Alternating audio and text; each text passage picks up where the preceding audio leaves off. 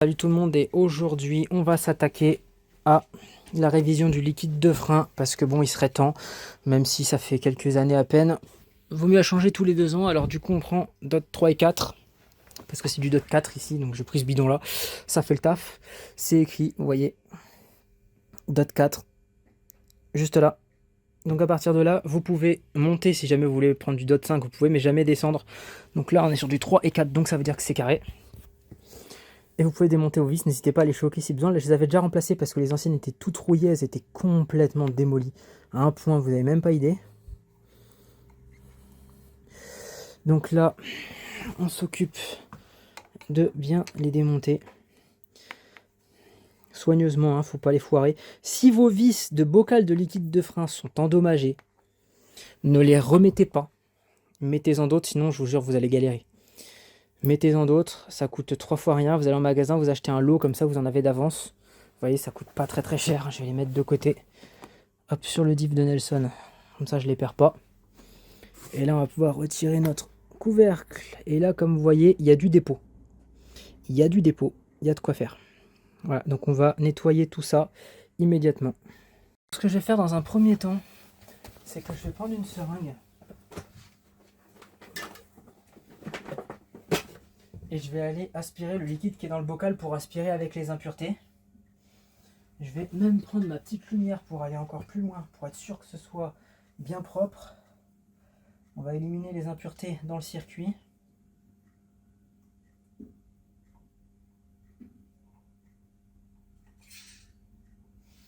Et attention par contre à une chose, quand vous retirez votre liquide de frein, c'est super agressif. Si vous en mettez sur la peinture, elle risque de cloquer. Donc faites très attention. Et là je vais le mettre dans mon bac à vidange, qui est juste ici. De toute façon, voilà, hein, autant rentabiliser, c'est l'huile perdue.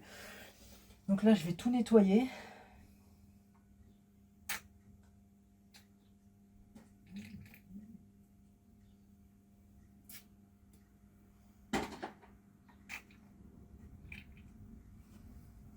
Et comme là il en reste plus beaucoup, je vais maintenant utiliser un chiffon pour rattraper le reste, histoire d'attraper le liquide qui reste et puis les impuretés qui vont avec.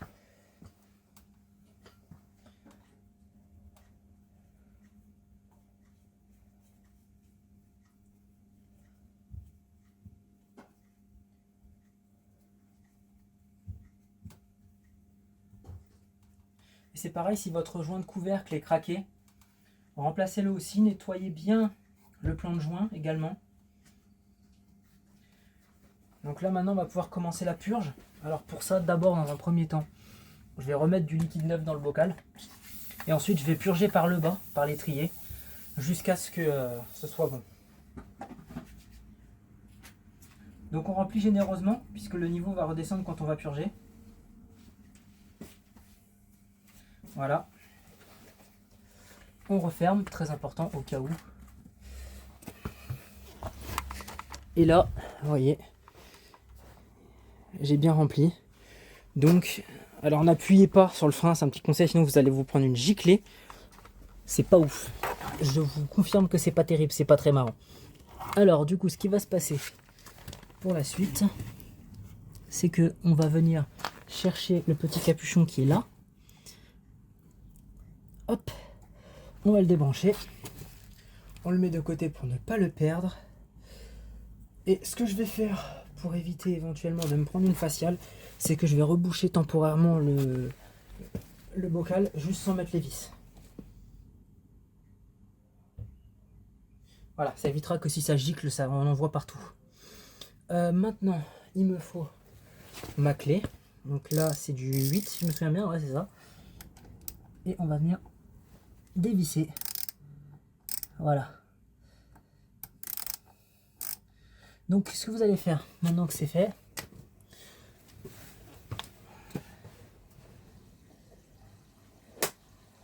vous allez vous armer d'une petite clé plate de 8 cette fois-ci. Alors, pourquoi une clé plate alors qu'à l'instant j'avais une douille? C'est parce qu'en fait, vous allez devoir visser, dévisser alors que vous avez une durite qui est branchée dessus. Pourquoi une durite? Eh bien, tout simplement, j'ai retiré ma baladeuse, elle me sert à rien. Elle me donne plus qu'autre chose. Et bien tout simplement pour brancher ça ici. Hop, voilà. Parce que sinon ça va gicler partout, ça va en mettre partout, c'est pas terrible, je ne recommande pas. Et là ici je vais mettre le tuyau dans mon bac, histoire que je puisse voir le liquide couler et la gueule qu'il a. Ça me permet de me faire un petit peu une idée sur l'état de l'huile et quand la nouvelle arrivera. Parce qu'évidemment la nouvelle huile finira par arriver, enfin la nouvelle huile, le nouveau liquide de frein finira par arriver. Donc là ce qu'on va faire, c'est que on va appuyer sur le frein. Alors d'abord on vérifie que c'est bien serré. On appuie sur le frein, on desserre, on resserre, on relâche le frein. On appuie sur le frein, on desserre, voilà, là vous voyez que le levier il est encore à fond. Je resserre, surtout resserrer avant de lâcher, vous lâchez, là vous avez à nouveau de la pression. On desserre, on resserre, on relâche. Et vous continuez à faire ça en boucle. Jusqu'à ce que vous ayez du liquide qui sorte. Ça ne devrait plus trop tarder. Vous voyez là, ça y est, ça commence à arriver. Ça commence à venir. On le sent. Alors c'est long, hein, je vous l'accorde, c'est long et chiant. Mais c'est comme ça. On pompe. Hop, le liquide coule. Hop, le liquide coule. Hop. Hop. Voilà. Alors je sais pas si on voit le liquide couler en bas du coup vu la position de la caméra. Non, on voit pas le bac. Je vais essayer de filmer par derrière alors. Ce sera peut-être mieux. Plus visuel pour vous.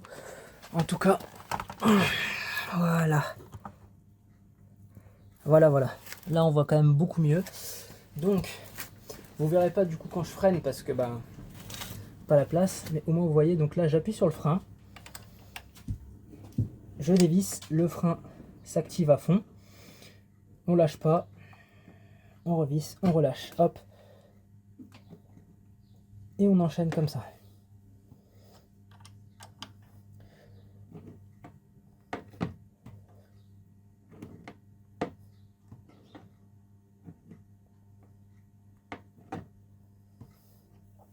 Par contre, je vais essayer de mettre la durite un peu différemment. Parce que ça va arroser la jante dans pas longtemps, j'en suis sûr. Alors du coup je recontrôle un peu le niveau de liquide de frein parce qu'il a un peu baissé.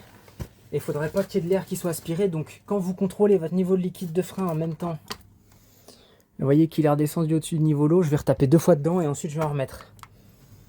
Et quand vous avez un liquide qui paraît beaucoup plus clair, alors que l'ancien il sera peut-être un peu plus jaune pisse, là ça voudra dire que c'est bon.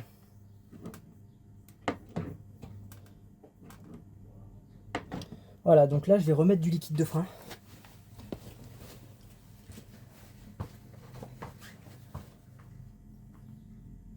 Le niveau a beaucoup baissé, ça veut dire que c'est très efficace.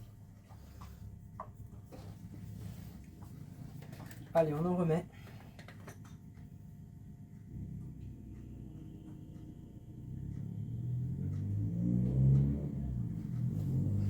On vérifie que le niveau est bien.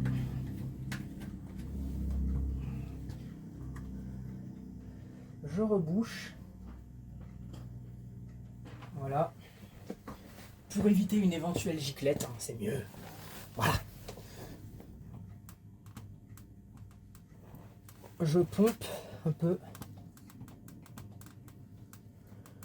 Hop. Pour que mon frein revienne correctement.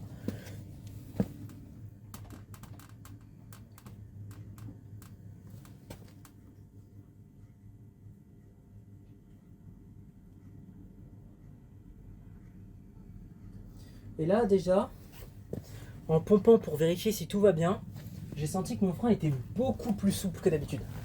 Alors du coup on va continuer un petit peu. Le frein est vachement plus souple qu'avant.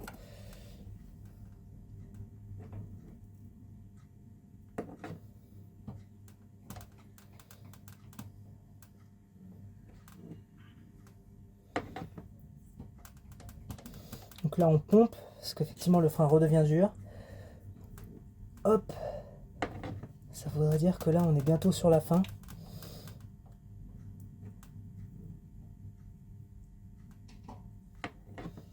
Ce que là, le liquide de frein qui coule est déjà beaucoup plus clair. Il est tout clair, il est plus jaune pisse. Donc ça veut dire qu'on est bon. Donc là, maintenant que c'est serré et que je vais pomper, je vérifie quand même qu'il est bien serré. On pompe. On va pouvoir débrancher la durite. Voilà. Attention de ne pas en mettre partout parce que là, du coup, ça va couler. Là, vous voyez, il est bien. Hein. Le liquide, il est tout... Il est à peine jaune. Il est tout jaune clair, presque transparent. Je nettoierai la durite après. Et donc, là, on a un frein qui est beaucoup plus souple que tout à l'heure. Hein. Il n'y a plus rien à voir. Alors, du coup, on va quand même contrôler là-dedans, au niveau que tout est bien. Hop. Alors, on n'a plus tous les dépôts, mais on va appuyer doucement pour pas se prendre une éventuelle giclée. On voit qu'il n'y a pas de bulles. Ça veut dire qu'on a très très bien bossé. S'il y avait eu des bulles, ça aurait voulu dire que c'était pas bon.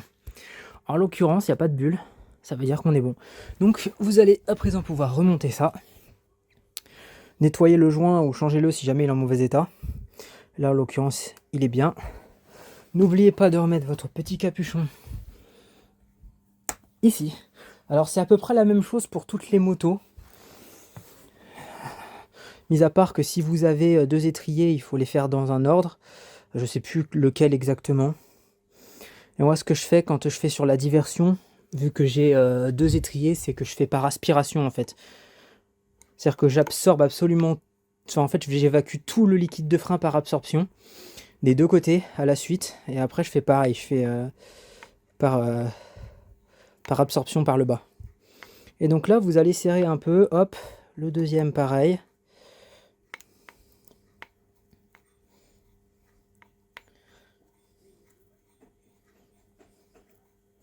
Le deuxième est là aussi. Et hop, paf, vous serrez un peu, mais pas trop fort. Hein, vraiment forcer à peine. Hein, dès que ça bloque, hop, voilà, vous vous arrêtez avant que ça foire. Donc, clairement. Et ensuite, vous allez surtout, très important, venir essuyer hein, partout autour avec un chiffon. Soyez généreux, n'ayez pas peur parce que le liquide de frein est corrosif. Donc ça risque de niquer votre peinture. Donc là, vous voyez, hop, mon frein. Il n'y a plus de résistance. Où ça, avant, ça me faisait des clac, clac, clac, clac, clac, clac comme ça. Alors que là, vous voyez, c'est fluide. Ça freine. Voilà, donc maintenant, vous avez remplacé votre liquide de frein en environ une dizaine de minutes grand max. Vous voyez, c'est super facile à faire. Et donc, vous pouvez le faire chez vous, super facilement. Voilà, merci beaucoup d'avoir regardé cette vidéo. Et puis, à une prochaine. Ciao.